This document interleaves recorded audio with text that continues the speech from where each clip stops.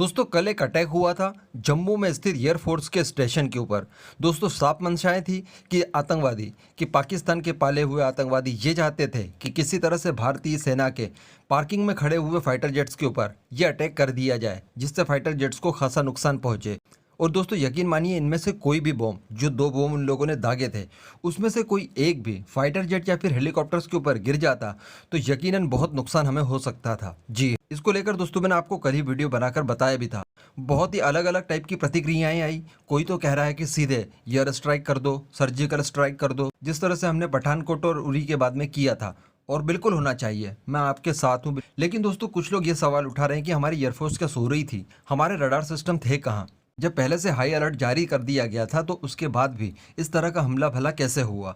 नुकसान नहीं हुआ, अच्छी बात है, लेकिन अगर नुकसान हो जाता तो दोस्तों ऐसे कमेंट करने वाले लोगों की भी मैं भावनाओं की कदर करता हूं। और बिल्कुल यहाँ पर हमने हमारी एयरफोर्स से भी सवाल पूछने चाहिए कि आप कर क्या रहे थे, आप और क्यों आपने ये हमला नहीं रोक पाया, और हमला किससे कर पाया आतंकवादी? अगर आतंकवादी इस तरह के हमलों को अंजाम दे सकते हैं तो चाइना और पाकिस्तान की सेना तो हमारे ऊपर आसानी से हमला कर सकती है। अब दोस्तों इसको लेकर कई सारे खुलासे हो रहे थे, जो मैंने भी आपको बताया था कि इस हमले के पीछे ड्रोन्स जिम्मेदार हो सकते हैं। लेकिन दोस्तों यहाँ पर मैं थोड़ा सा क्लियर करना वीडियो के अंदर भूल गया था। ये ड्रोन्स कोई अटैकर ड्रोन्स या फिर सुसाइडर ड्रोन्स नहीं थे, यानी जिस तरह के युद्ध में इस्तेमाल किए जाते हैं ये वो ड्रोन्स नहीं थे।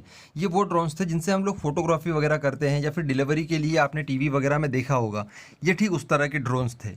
अब दोस्तों मैं आपको बता दूं कि इस तरह के ड्रोन्स रडार्स के पकड़ में बिल्कुल नहीं आते हैं। जी हाँ, ये काफ़ी कॉम्पैक्ट होते हैं, बहुत ही छोटे होते हैं। वैसे ही इनका रडार क्रॉस सेक्शन बहुत छोटा सा होता है, यानी भारत ही नहीं दुनिया के दूसरे देश भी इस तरह के ड्रोन्स के हमले का जवाब नहीं दे पाते।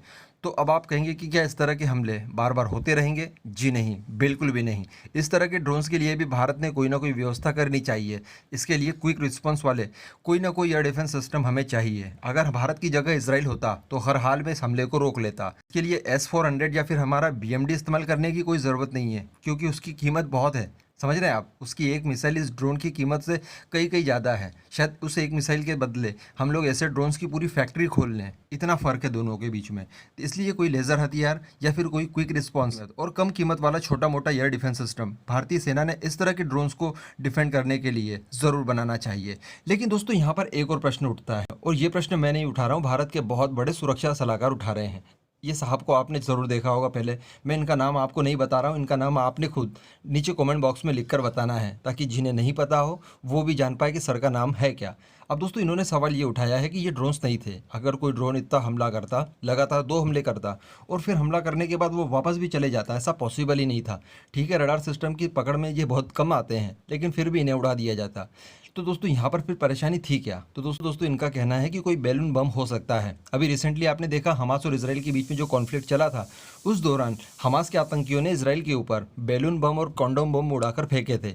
इन बॉम्ब्स के अंदर हीलियम गैस भर दी जाती है, जो कि काफ़ी हल्की होती है, और फिर इन्हें छोड़ दिया जाता है, साथ में इनके विस्फोटक पदार्थ बांध दिया जाता है, और फिर वो बैलून बम जहाँ पर भी गिरना होते हैं वो गिर जाते हैं अपने आप। तो इन्होंने भी वही आशंका जताई। आप पहले वीडियो देख लीजिए, उसके बाद थोड़ा सा और बात करना है आपसे। ड्रोन का आना और ना पकड़ा जाना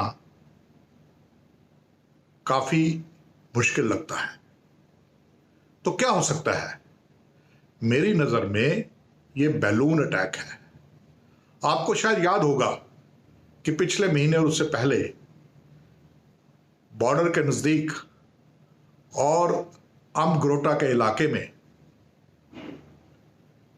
PIA मार्किंग के बैलून्स पाए गए थे, और तब सभी अटकलें लगा रहे थे कि ऐसा क्यों किया जा रहा है।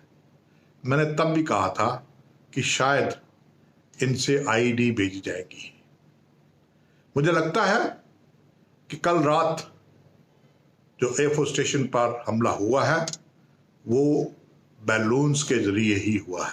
दोस्तों देखा आपने, इन्होंने कहा कि बैलून बम इसमें हो सकता है। इस तरह के बैलून बम पहले भी पाकिस्तान भारत के अंदर भेज चुका है। ये स्क्रीन पर आप इमेजेस वगैरह देख रहे होंगे। इस तरह के बैलून अक्सर पाकिस्तान से भारत की तरफ आते रहते हैं। लेकिन दोस्तों जो भी हो, भारतीय वायुसेना ने इसे नज़रअंदाज नहीं करना चाहिए। ये भारत की सीधे इज्जत को ये सीधे भारत की इज्जत से जुड़ा हुआ है। आज पूरे मीडिया आउटलेट्स में जमाने भर पर आप कहीं पर भी इस खबर को देख लीजिए, भारत की इससे बदनामी हो रही है कि इतना छोटा सा अटैक भी भारत नहीं रोक पाया।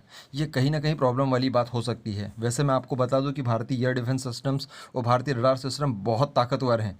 मैं आपको बता दूं कि अगर चाइना अपना स्टील्थ फाइटर जेट भी भारत की टेरिटरी में भेजता है तो वो वापस नहीं जाएगा, उसे हम मार गिराएंगे। इतनी ताकत है, तभी आज तक चाइना ने एक बार भी ऐसी हरकत नहीं की। जबकि चाइना अपने दूसरे दुश्मन देशों के अंदर लगातार अपने फाइटर जेट भेजते रहता है। ताइवान देख लीजिए या फिर मलेशिया तक उसने भेजे हैं, लेकिन भारत में कभी नहीं भेजे। उसका कारण भी यही है कि भारत के पास एयर डिफेंस सिस्टम और भारत के रडार सिस्टम बहुत ताकतवर हैं।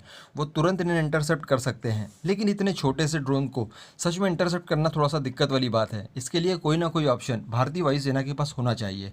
दोस्तों, इस पूरे मुद्दे पर आपका क्या मानना है, नीचे कमेंट करके ज़रूर बताइएगा।